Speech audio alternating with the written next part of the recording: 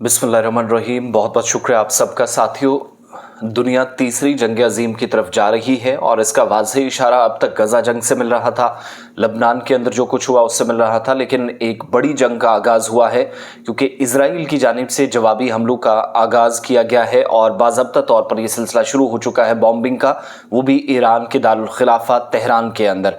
3 से 4 ऐसे मकामात हैं जहां पर धमाकों की आवाज़ें सुनाई दी गई हैं और न सिर्फ धमाके हुए हैं बल्कि अब तक की जो डिटेल्स हैं, अगरचे ईरान ने इस पर खुलकर बात नहीं की है, मगर 3 मुख्तलिफ मकामात पर हमले का मतलब, जिसको ये भी कहा जा रहा है कि ईरान के एयर डिफेंस सिस्टम ने प्रोटेक्ट करने की कोशिश की, लेकिन जिस हिसाब की शहर के अंदर बस्ती के बीच आग लगी है वो बताता है कि जो लेबनान की और गजा की तस्वीर देखी है वो सिचुएशन है। तो धमाकों ने ईरान की जानिब से तस्दीक कर दी गई है कि धमाके हुए हैं, लेकिन नुकसान की कोई कंफर्मेशन नहीं की है।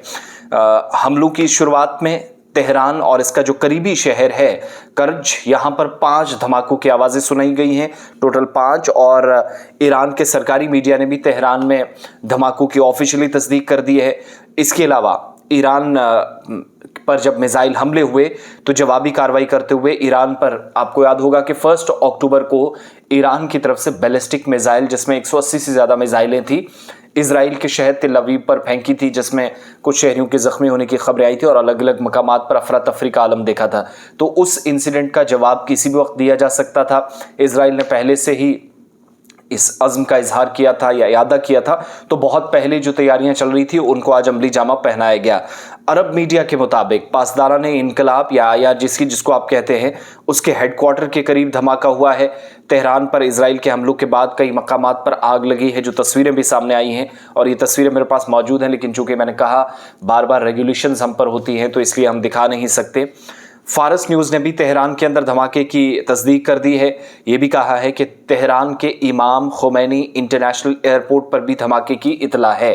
इसका मतलब यह है कि उन एरियाज़ को जो हसास मकामात थे, फौजी तनसीबात थी या फिर इंतहाई हसास इलाके थे सिक्योरिटी के पर्सपेक्टिव से, उनको टारगेट किया गया है और जवाबी हमले यहाँ से होंगे। तो इसलिए बेंजामिन नेतन्याहू वज़ीर आज़म वहाँ के और जो डिफेंस मिनिस्टर हैं इसराइल के, दोनों अंडरग्राउंड एक बंकर में चले गए हैं, जो इजरायली मीडिया खुद तस्दीक कर रहा है।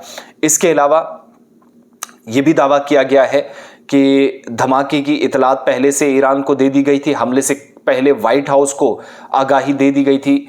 ईरान पर जब हमला हुआ तो इजराइल ने व्हाइट हाउस को बताया था, यानी सारी जो प्लानिंग बड़ा भाई कर रहा था, बड़े भाई का किरदार जो अदा किया जा रहा वहां पर दी जा रही थी।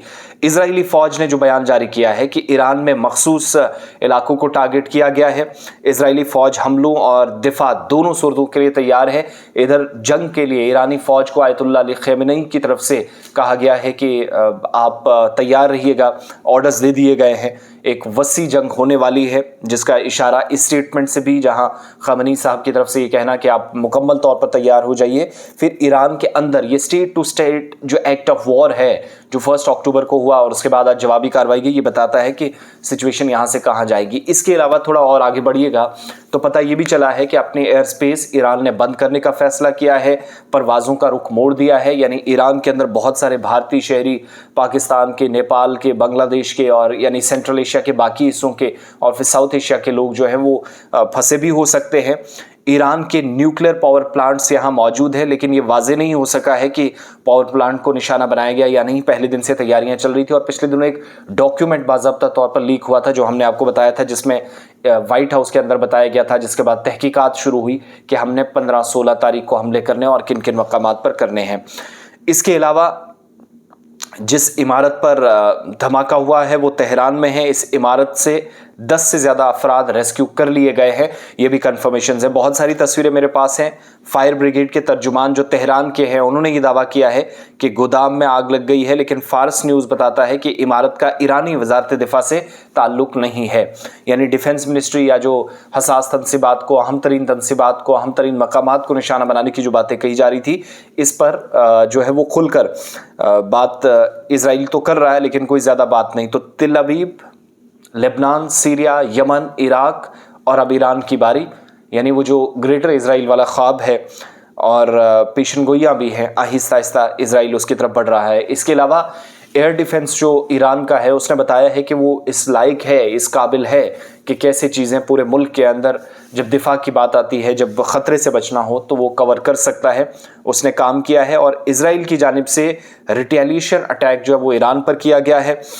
फाइटर जेट्स जो हैं वो सीरिया और इराक में बिल्कुल लो ऑल्टीट्यूड्स पर, निचली सतह पर इस वक्त गर्दिश करते हुए नजर आ रहे हैं, ये भी कंफर्मेशंस हो रही हैं। और फ्लाइट्स जो ईरान में थी वो डाइवर्ट कर दी गई है, एयर स्पेस बंद कर दिया गया है, इस तरह की कंफर्मेशन है। इजराइल का जो बयान है, ये आप बयान देख लीजिएगा, तकरीबन 1 से 1.5 घंटे पहले उनके फौजी सरबराह की तरफ से जो उनके तर्जुमान भी है, उन्होंने कहा कि in response two months of continuous attack from the regime in Iran against the state of Israel, right now the Israel Defense Forces is conducting precise strikes on military targets in Iran. The regime in Iran and its proxies in the region have been relentlessly attacking Israel since October 7th. ये तो पिछले साल वाला भी जिक्र कर रहे हैं। और इस बार फिर 7 फ्रंट्स कहा कि जहां से ईरान की सरजमीन से डायरेक्ट अटैक्स हुए, और कहा कि वो डिफेंसिव और offensive capabilities are fully mobilised. तो हमले की तस्दीक कर दी गई है, ईरान ने भी मान लिया है।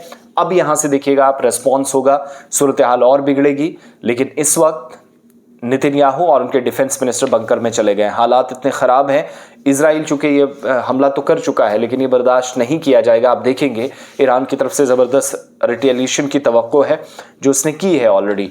तो ख़ित्ते के अंदर सूरत हाल इंतहाई कशीदा। दुआ करें कि तीसरी जंग अजीम, जिसके लिए अमेरिका बराह रास्त मुलव्वस है, जिसने ये सारी सूरत हाल को तबाह किया है, तबाह करने में कलीदी किरदार अदा किया है, ऐसे तमाम दुश्मन निस्तो नाबूद हो और अमन और खुशहाली के लिए दुआ करें। और ये जो बच्चों के कत्ल गारत का, ये जो होलोकॉस्ट का एक सिलसिला है, इससे कम बाहर निकला जा सके।